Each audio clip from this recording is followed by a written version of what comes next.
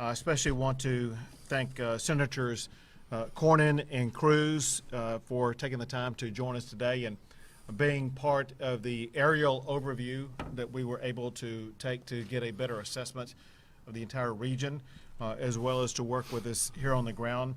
I also want to thank two local area congressmen. One for this district is Congressman Weber, for an adjacent district, Congressman Randy Weber, as well as Lieutenant Governor Dan Patrick and State Senator Nichols and local representatives Phelan and Deshotel. Thank all of them for being here. Particularly want to thank your county judge. Judge, thank you for hosting us and for being with us, and it's been a pleasure, if you want to put it that way, working with you through this. Yeah, well, thank you for being here. Of course. And Mayor, who I think is here. There you go. Mayor, thank you for being here. And I want to express a special thank you to the Admiral for providing the Coast Guard that provided a very helpful tour of the entire region. As we flew around the region at about 1,000 feet, we could see the way that the storm impacted different areas differently. And I'll be candid with you, of all the areas that we saw, the worst that we saw was orange. It seemed like the most significant damage I was able to observe, both from the sky as well as on the ground in this region, is in orange. You saw more rooftops ripped off. You saw more shingles missing. You saw more trees down. You saw big pieces of steel framing wrapped around some trees. You saw some roads that were still inundated underwater, impassable at this particular time. And that's just what I was able to see, either from the sky or from driving down a street. Obviously, as people get closer and look at buildings or homes, there will be additional damages that people have to deal with. That said, as I ask everybody how they feel about working their way through this hurricane, everyone pretty much had the same phrase, and that is, we dodged a bullet. It could have been far worse. We were anticipating, and it was prognosticated, that there would be a storm surge that could very easily exceed 10 feet. I was told earlier that the storm surge was about 3 feet, and that 7-foot differential means all the difference. We would not be gathering here right now had we seen a 10-foot or higher foot storm surge in this region like what was anticipated earlier. And so when you consider the magnitude of the damage that could have occurred here, we did dodge a bullet. Now, that of course doesn't help those whose homes have been hit, those whose businesses have been hit. And for those people, we want them to know that we are already working on the process of helping them rebuild. We have a very important person here, the man on the end, most important person in the room. His name is Tony Robinson. Tony Robinson is with FEMA, and he worked very collaboratively with me and my administration from the time of Hurricane Harvey all the way till today. And Tony, we thank you and your leadership. And I was telling both Pete Gaynor. Pete Gaynor is the head of, or the administrator of FEMA. And I told the president, never before in my experience as governor have I ever seen an administration that responded as swiftly and as effectively as what President Trump and Administrator Gaynor have done this time, and we really appreciate their tremendous effort. Some details I want to get into. One is, as you may know, want to clarify, I have declared a disaster in 62 counties, and the president has similarly declared a disaster in each of those counties. Hurricane Laura made landfall near Cameron, Louisiana, about 30 miles east of the Texas-Louisiana border at 1 a.m. as a Category 4 storm hurricane. Winds exceeded 80 miles per hour, and the storm surge was an estimated 2.5 to 3.5 feet at the Sabine Pass area. Texas Point National Wildlife Refuge had about 74 mile per hour sustained winds with gusts up to almost 90 miles per hour. Port Arthur, you could see, was less. It was 38 miles per hour sustained winds with gusts up to 51 miles per hour. Orange County Airport, winds sustained at 29 miles per hour with gusts up to 54 miles. And Beaumont Regional Airport, 59 mile per hour sustained with gusts up to 66 miles per hour. Tree damage has been reported in Jefferson County, as well as the other surrounding counties around this region. I hear from some reports that we would expect to see even greater tree damage as you go further up north into East Texas. Other damage reports will be coming in during the course of the day. We do have teams in this region already, whether it be search and rescue teams, law enforcement teams, the National Guard, assessment teams that are covering every city, every county, every region to make damage assessments, but also to go about the process to determine the safety of everybody who lives in this area. And so I do want to get one comment, Chief. I have from you that Interstate 10 is currently closed at the Texas. That's not true. Check with the Highway Patrol. It's open all the way to the border. On the Louisiana side of the border, they knew we had some damage, and we'll have to check the Louisiana side. We were open all the way through to the border. I-10 is open all the way to the border. By the way, and I did have the opportunity to speak with Governor Edwards of Louisiana this morning, and he was his typical jovial self and was ready to be offering help to Texas, and so he's in good spirits. And I know the people of Louisiana are dealing with challenges themselves right now, and Texas and Texans stand ready to help our neighbors over in Louisiana.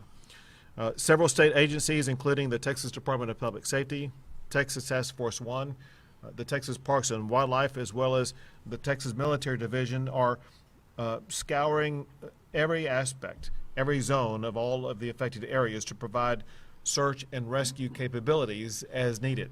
We will continue that process until we know for a fact that there is no person who is unaccounted for. As of now, there remain more than 160,000 power outages throughout the entire Texas region affected by Hurricane Laura. We have almost 8,500 people who were provided shelter throughout the state, with more than 3,000 hotel rooms sheltering evacuees. Sheltering operations are occurring in Bexar County, Ellis County, Tarrant County, Travis County, and Harris County. And those efforts will continue as long as needed. One very important point here, and that is one thing that saved lives was evacuation orders that were made by local officials. And it was so important for local residents to heed those local warnings. And by people getting out of harm's way at an early time, that's one of the reasons why the loss of life was minimized, as well as the damages were minimized. I do want to emphasize, however, just as people listen to local officials in knowing when to evacuate, it's equally important to listen to local officials about when it is a good time to return. If you have no power, if there are other challenges on the ground, there will be different parts of a particular county that will have different levels of operability. And so it's very important to continue to listen to local officials about when is the best time to come back, as well as what other challenges may be existing in any particular county. One thing that we are continuing to look at is we stand ready to watch and respond to potential flash flooding, as well as potential tornadoes as the storm continue to go through the exiting process of exiting the state of Texas. I have one report, unconfirmed, about a death in Sabine County. know that that is completely unconfirmed. But my point is this: that is the only report that I received at all about any potential loss of life. If we make it through a Category 4 hurricane that ripped through the coastline all the way up to the Texarkana area, and we have been able to have minimal or perhaps no loss of life, that is a miracle. It shows that prayers were answered, that so many people cared so much about their neighbor, and that preparation paid off. And so I applaud the local officials for being so effective as they prepared their regions for the oncoming hurricane. I applaud what they were able to do to stabilize their communities in ways that led to saving lives and saving property and will lead to a very quick recovery. One of those local officials is your county judge, to whom I would like to turn the mic over to at this time. Well, Governor, thank you. We, I think the dodge the bullet definitely fits what we feel here in Orange County as a whole. At probably about 2:30, 3 o'clock this morning, there was it probably felt across Texas a huge sigh of relief as that thing started going east. Now, with that sigh of relief was also some sadness that it was going to our neighbors. We hate to see it go there, and we're going to do all we can to help those folks, just as they came over and they helped us during Harvey and Imelda. Louisiana turned out in force to help us secure our folks over here and from the flooding. I'd like to thank you for your efforts and all the stuff that you've done. Whenever all the phone calls between us and talking about what we needed here, and you've responded extremely well. Thank you for that at the state level. It was that's so important that whenever we ask for those resources and you respond with those resources, Chief Kidd. As well, everybody. We've had a lot of benefit talking to all the ones that are standing behind us throughout this. That without that support, we can't support our citizens, which is our goal, is to make sure that we're giving them the support they need so that they can be safe.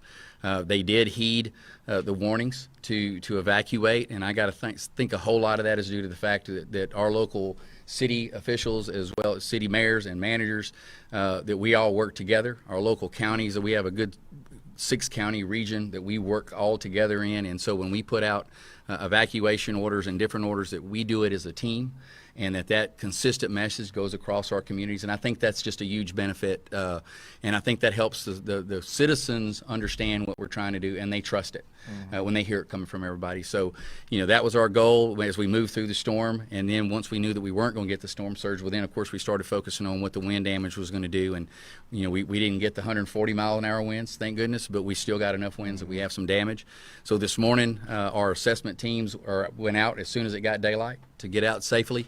They're out, and our first goal was to get them on the roadways to find out what clearance we need to get on roads, because we knew that people are going to want to get back into town, back to their homes and back to their businesses, and so they were doing that. We should have those reports soon so that we can assess what we need to move to the next day.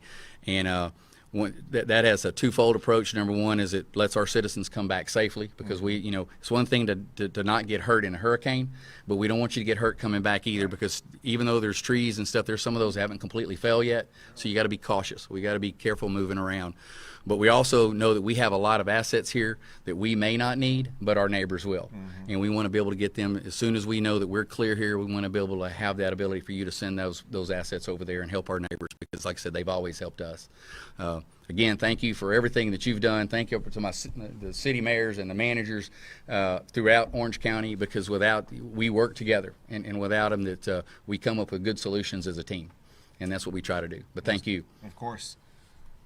The mayor next. Yes, sir. Come on up. Got you right here. Thank you. I'd like to thank everyone for coming out. This has been a tremendous show of support from all of the representatives, from all of the senators, from all the different organizations here across the state of Texas. This is truly a remarkable situation, that there has been not one loss of life for the city of Orange and for surrounding counties.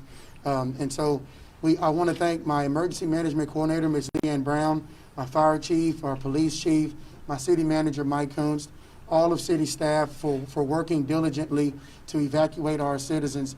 It's not always about policies and procedures or ordinances.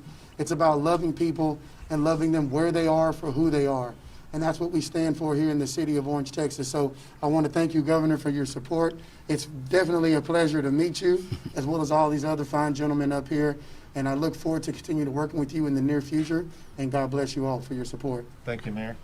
Now I'd like to invite Senator Cornyn up.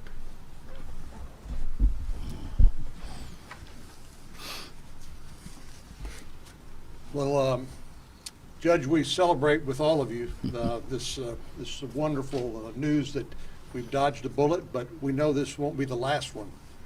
And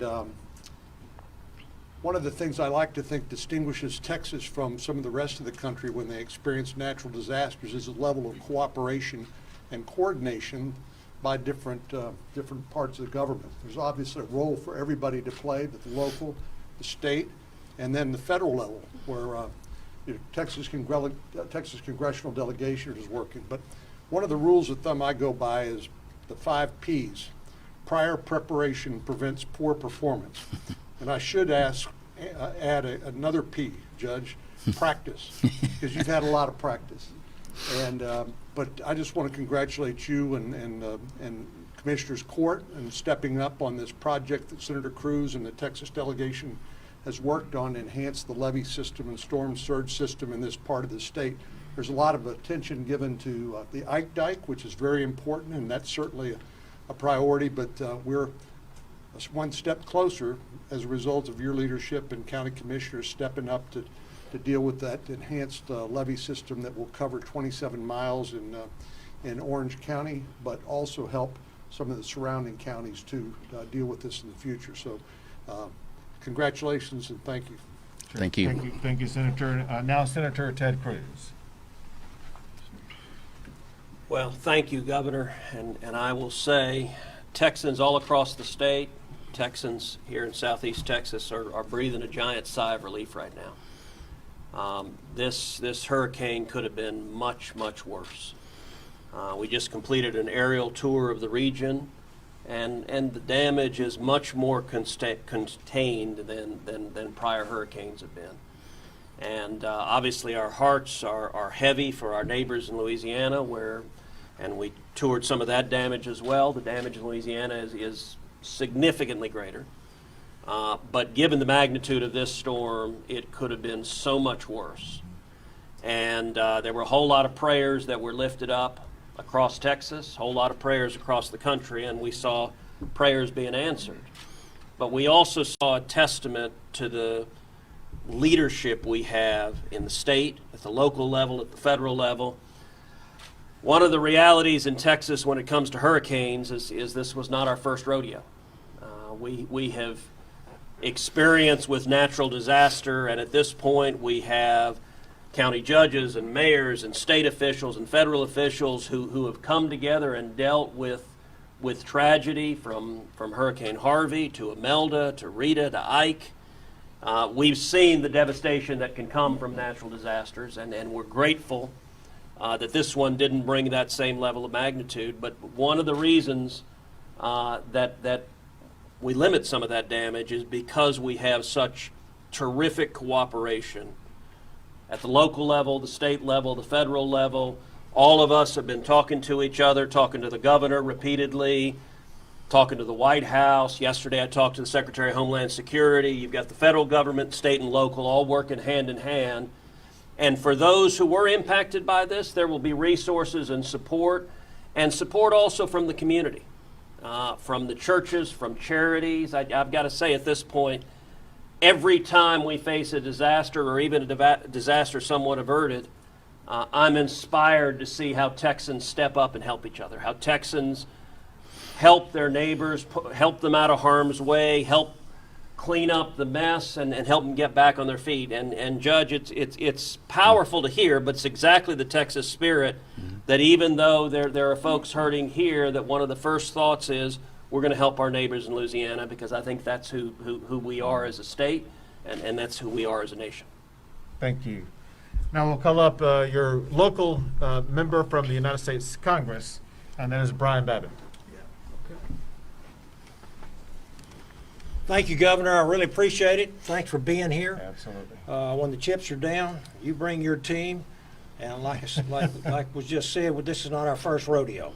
Orange County has borne the brunt of a lot of hurricanes. Our county judge and his commissioners, our mayors over here in Orange County have done a bang-up job, and this won't be the first time I've worked with Tony Robinson either. Everybody in this room that's a hurricane veteran, raise your hand. Just about everybody here. Our law enforcement, our first responders, just want to say thank you.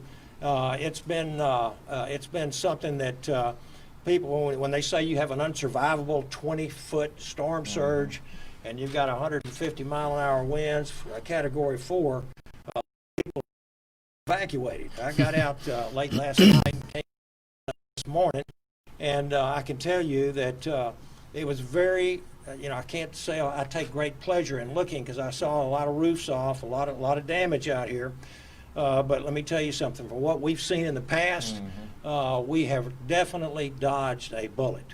And so I just want to say thank you for you being here. Thank you to all the folks that have worked hard, and we really appreciate it. God bless. And we're going to help our, I've got a lot of kinfolks over. Babin's a Cajun name, and I got a lot of kinfolks over there across the Sabine River.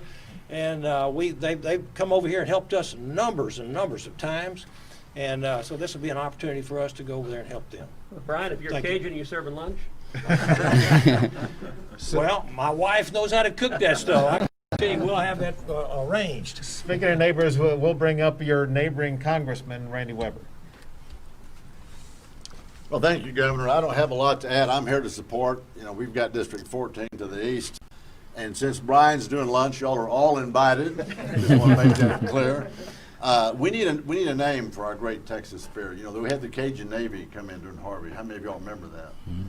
And so that was an embodiment of the spirit of neighbors helping neighbors. In fact, I coined a phrase back then. They did things we didn't think could be done, Governor. I called it Cajuneering. And so we need a phrase for Texas, whether that's Texas tough folk or whatever. I'm here to support with hats off to all of you.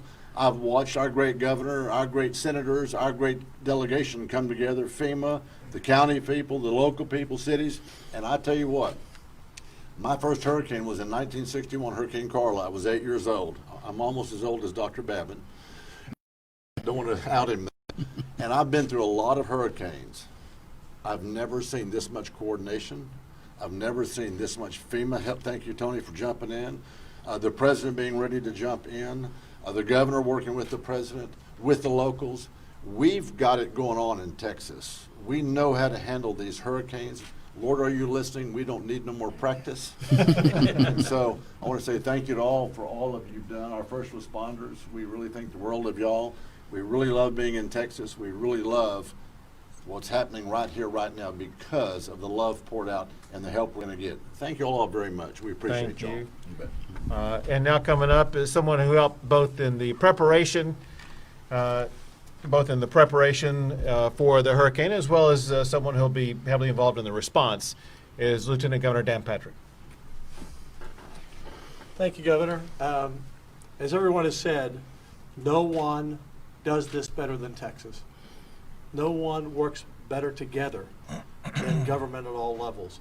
And you always prepare for the worst, and you hope for the best. This time, exceptions for sure. The best turned out. I think it underscores the importance of the Ike Dike, coastal spine, whatever name you want to give it.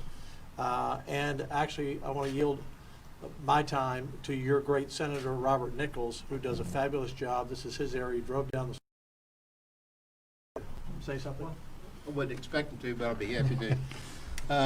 I watched this last night, like I'm sure most of y'all on the news, and at midnight, I was listening to the mayor came on the TV, and he said, "The Lord is watching over Orange," and he did. And we had amazing cooperation, as everyone has said, through all the agencies, the county, and the staff. And I'm very proud to represent you. And thank you, Governor, for being here. And thank you. Of course. And we'll call up your local state representative, Dave Phelan. Thank you, Governor. Appreciate it. Thank you all for being here. I just want to thank Chief Kidd for having a plan. Plan works. We're getting used to that plan down here, and it happened during COVID, and we were able to follow all the CDC guidelines and evacuate, and hopefully come back stronger as usual. One sobering fact: last night I was watching the news. I was reminded that Mexico is the warmest body of water on the planet right now, which means we'll use that plane again probably before the season's over. So, local law enforcement, mayor, county judge, thank you all so much, and I echo that to Jefferson County as well with Judge Brannick and all the EOCs that just did a phenomenal job, and it was a well-oiled machine, unfortunately, because we're got so good at this. But thank you all again for being here, and I appreciate the support. Sure. And then your neighboring representative, Representative Deschantel. Oh, thank you, Governor, and thank you for coming so quickly, as you always have in the past when we've had these emergencies. We've got to work together with this crew, and Chief Kidd is just right there. He even calls me to say, do you need anything? I mean, that's really a coordinated effort, as everyone has said. It's a group that has worked well together, and is. And then last is the chief of the Texas Division of Emergency Management, Nim Kidd. Thank you, Governor. Mayor, your words are very powerful this morning. Two words I'd like to add to it: courage and leadership. And I want to thank you and the judge for the courage and the leadership. It is not easy to make the decision to mandate an evacuation. State law in Texas puts that squarely on the responsibility of your mayor and your county judge. There's a lot that goes into that planning, that decision-making process. It is always the right decision to have a coordinated and orderly evacuation when faced with the circumstances they were faced with. My hat's off to you. We're here to support you. We had a great plan. We had a good response. We will have a swift recovery. Phelan said, we're not out of hurricane season yet.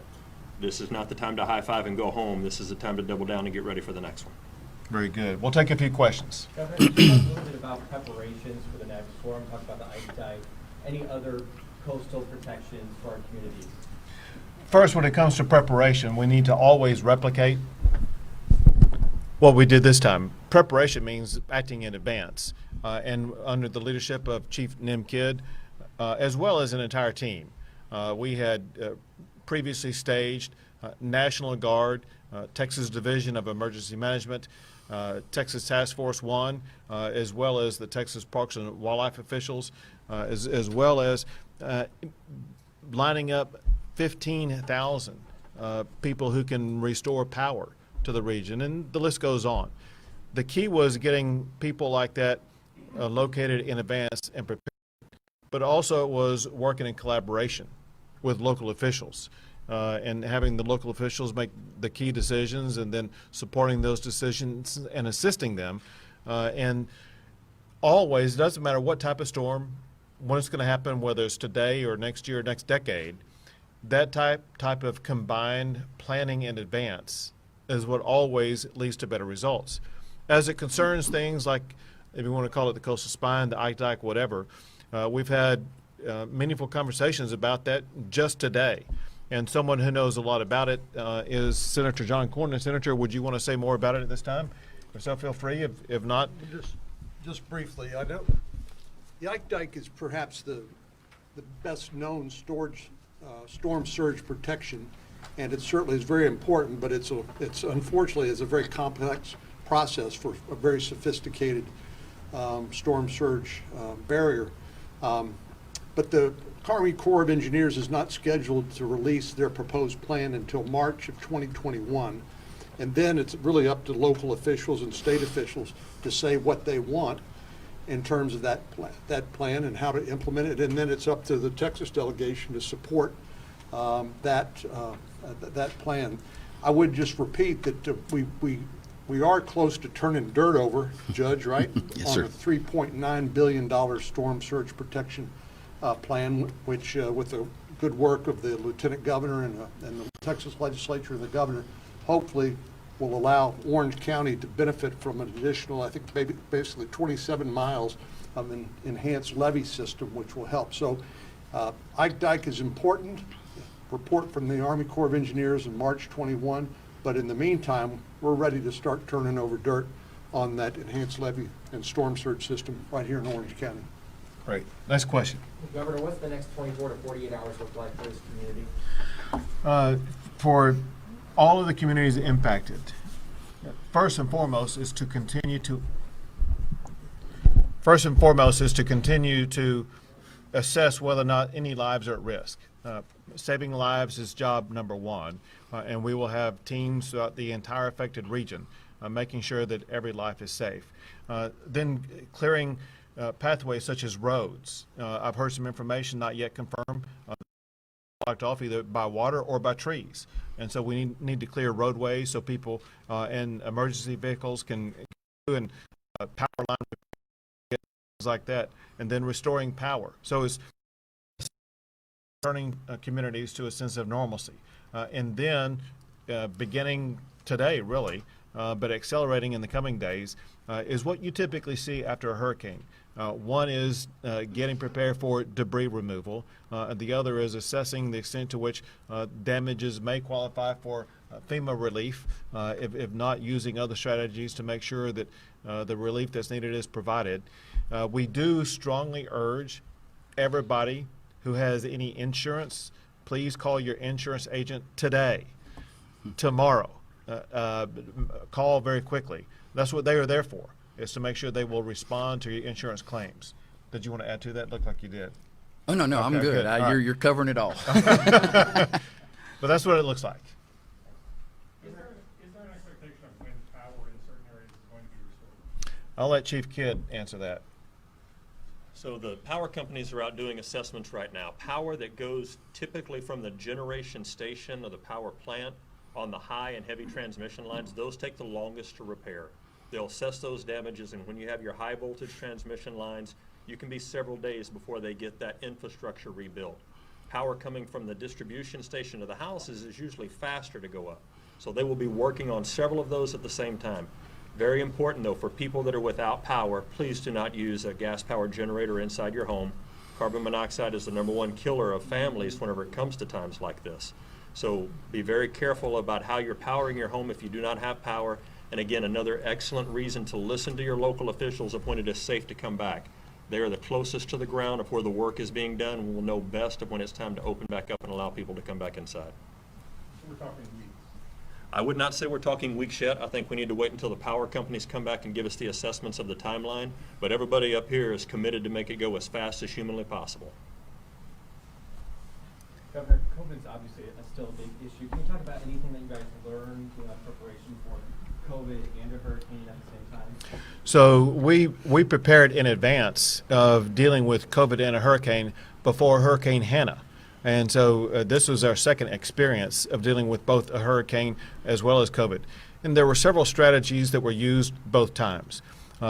Different from hurricanes and non-COVID times, we did the best we could to have families who had to evacuate locate in hotel rooms as opposed to large congregate settings, so they would not be in a setting where they would more easily transmit COVID-19.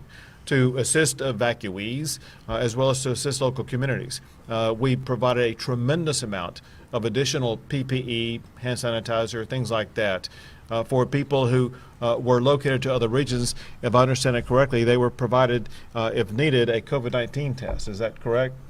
Yes, Governor. Everywhere we had a congregate shelter, we will make COVID testing available in that So shelter. everyone in a congregate shelter will have access to a COVID test to make sure that they have not been exposed. But strategies that we've learned have proven to be effective, because if you look in the aftermath of Hurricane Hannah, through the Nueces County, Corpus Christi region, all the way down to the Rio Grande Valley, 3 weeks after that, the number of people testing positive as well as the number of hospitalizations began to decline.